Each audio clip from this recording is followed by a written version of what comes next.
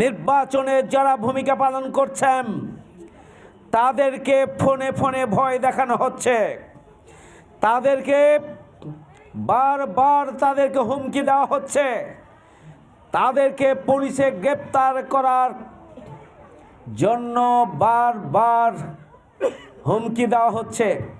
আমরা পরিষ্কার করে বলতে চাই, বাংলাদেশ জামাত ইসলামী এক সাগর রক্তের বিনিময়ে আজকের নতুন বাংলাদেশ পেয়েছে।